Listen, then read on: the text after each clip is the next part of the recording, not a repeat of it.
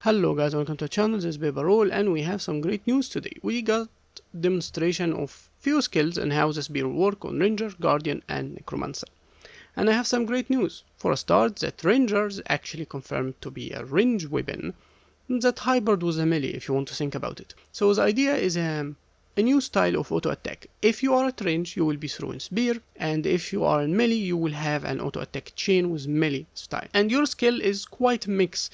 You have mobility, while you have in range attacks, you have in stealth, with this mechanics that when you are stealthed, skills from 2 to 5 will change to be more powerful. So the idea is you bribbing your enemy with enough damage and stuff, and then stealth and just deliver the killing blow in a way.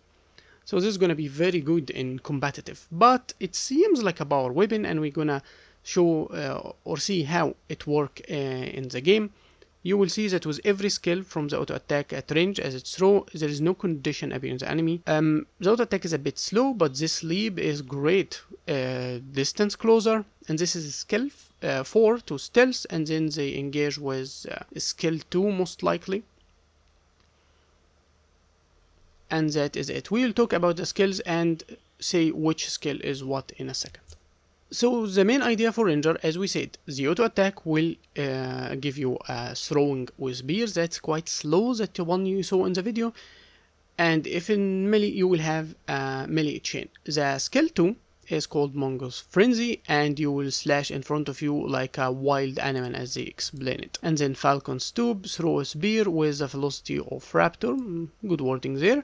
And Panther's Brawl is skill 4, you will kick up nearby bush to grant stealth to you and your bit. So this is great even for disengaging in competitive modes, because you will stealth your bit immediately while yourself too, which is the first time unless you can simply grant stealth in general, like with blasting in smoke skill field. So you technically will stealth the smoke scale, but that's just because it's combo field, or leaving 60 avatar for droid.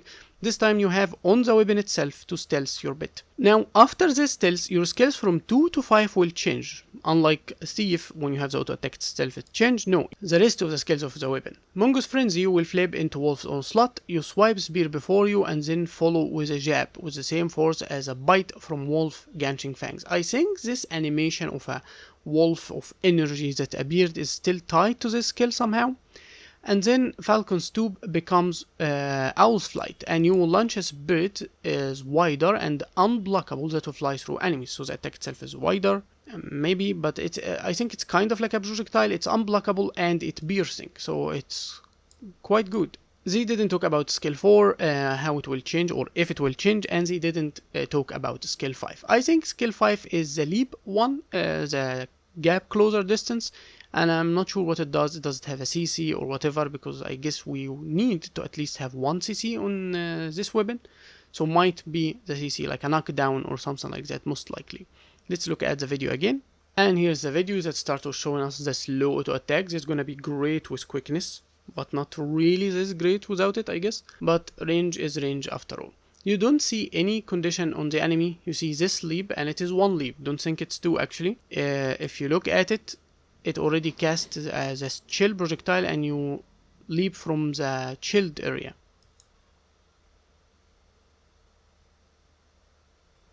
And this is stealth, and then you engage, and you will see this wolf kind of thing appear. So they didn't show every skill that they talked about. We didn't see the range skill, that skill 3. It was not demonstrated in the video, but we get a pretty good understanding of the abilities themselves. So that's great news, but as I said, you didn't see any condition effect, which means it's another power weapon, but at least we got range. Thankfully we didn't get another melee power weapon. Hammer and mace back to back to expansion, the same concept, so now at least we have something new, which is quite good in my opinion. Now for other classes. Now with Necromancer, this weapon is generally melee, but it will keep you stuck to your enemy easily. So this is skill 4 that you throw a spear, and if it flip to teleport like the core Necromancer skill. And then you can use a skill 2, like you see right now, it's a repeating hit, 7 hits back to back. And the thing you see floating around the Necromancer is life shards. They are basically stealing health from the enemy, and more damage the lower their health, and granting higher healing to Necromancer if their health is low. So the shards also will only be consumed if the Necromancer use a spear skill to consume them. So you're always able to stack multiple, it's up to 6 shards actually, and then unload them immediately at one hit to do significant damage and significant healing when needed. So basically it's a melee weapon that have some really good mobility and can keep back-to-back hitting the enemy. So many of the spear skills will create those shards, those life-stealing thing, and they work similarly. They compare them to Thief's Venom. Even so, they're just stealing life, so I'm not sure if they will be putting any form of condition or something like that. I mean, they describe it as a power melee weapon, so they shouldn't have condition. So you would compare them with Shiro from the Revenant more than Venom actually. And they will be only consumed by striking from Spear second skill. So only the second skill, that flurry of hits, is the only thing that will consume them. This allows them to be constantly built up to the maximum 6 and reach a singular significant hit immediately. And the shards will deal increased damage to low health enemies and increase healing when you are on a low health. And the skill 2 itself is called Perforate, and it will apply multi-hits, it's up to 7 hits, consuming all active shards, and the skill itself will deal increased damage against low health enemies. So if you get your enemy to low health, you will be doing a huge burst immediately. Necro one-shot builds incoming probably. And skill 4 is called Isolate. It's a spear throwing skill that will flip to another skill that's called Distress. And if you click it, you will teleport to the enemy, and you will grant yourself spear shards from it. And if you hit in a single target enemy, you will grant yourself more shards. So you can actually use it to even pick off a target, and it will even be really strong in 1v1s in World vs. World, for example. And if you teleport to the enemy, if the skill land and you can teleport, you will recharge Perforate. So you will always be ready to immediately after landing on the enemy to do this big hit, like you can do things back to back. And not only that, when you leave Shroud, you recharge a skill Isolate itself. So you can go into Shroud for something like a Harbinger. You apply your damage, you use your gap closer to get to the enemy, and then the enemy try to kite you. You leave Shroud, you will always have Isolate ready, so you would cast your spear. You teleport with the second flip, which is Distress, and you immediately empty whatever shards you had with Perforate.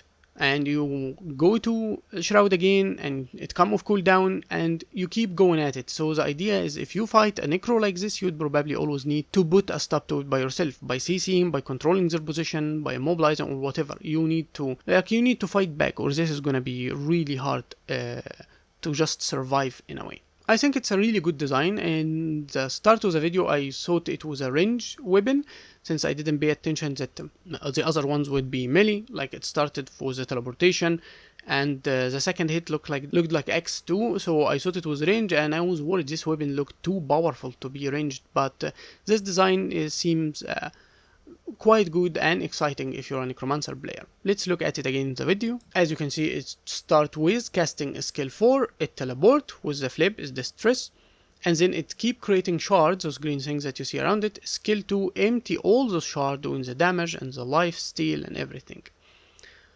This symbol-like skill they didn't share with us. When it keeps switching its weapon or spinning its weapon around it, I guess it may be skill 3 or 5. But that's what we got to see. Now lastly, for Guardian. The Guardian weapon or spear, as Ranger weapon counted on stealth, and Necromancer weapon counted on life shard, life steal, and stuff like that. For Guardian, there's this effect called Illuminating. How it works is every skill that can grant an illuminating effect, it will grant it to the next attack. So every time you use like skill 2, then the next skill for you will be illuminating, and the rest go back to normal. Except the symbol from skill 5 will actually give you illumination to all your skill as long as you stand in it. But if you used it while it is illuminated, then it will give illumination to skill from 2 to 5, whether you're in it or you're out of it, as long as the symbol itself exists, and they confirm it will be affected by the trait that increase the duration of symbols, the size and healing, stuff like that.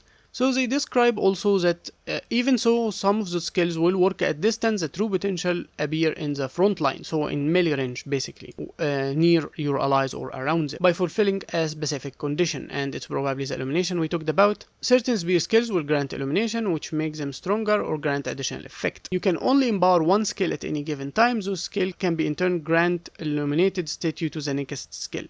So you can kinda keep it challenging them, if I understood this correctly. You can use one and the next one would be illuminated, and if you use the illuminated you can have even the third one illuminated, and you keep going on. So the second skill, for example, called Helios Rush, and it causes the Guardian to charge in the direct they are aiming, dealing damage to enemy and healing allies they pass through, so it reminds you a little bit of Staff Warrior. And if you strike enemies in this, your next spear attack will be illuminated. The illumination version of this skill will increase the healing and grant resolution. And the fifth skill, Symbol of Luminance, will knock enemies back when you cast it, and the symbol bolts resistance to allies who don't already have it and weakness to enemies. So this bit is a little bit weird.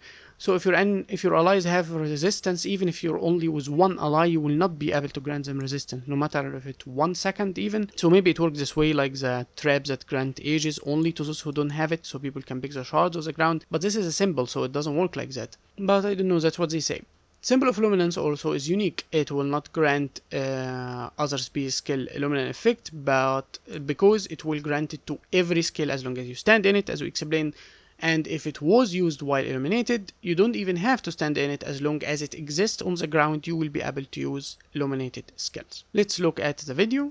So those are Guardian skills. It starts with an auto attack chain. It casts a symbol that I'm not sure which one it is, and then another symbol. I didn't see any knockback animation even, so it's already have resistance. I love this animation of throwing a spear up to the sky. So I couldn't truly identify which skill is which, but at least we got to see it, I guess. Maybe this skill was a charge but done in melee, I guess. So I hope you liked this video, and I hope this was something you was anticipating or hoping for. I think the weapons are looking really great with really good design. It's more than simple skills, they are working on it way better than older weapons. Since we don't have elite specialization now, they're trying to make weapons look very fresh, very new in how they affect combat. So they're giving us different styles of effects and stuff, not just few skills with damage or CC or whatever. So that's it for the video. I'm excited for Ranger, even if the weapon is power, so at least it's range, at least it's something new comparing to what we had before. So tell me what you think in the comment, and I'll be seeing you next time. Peace.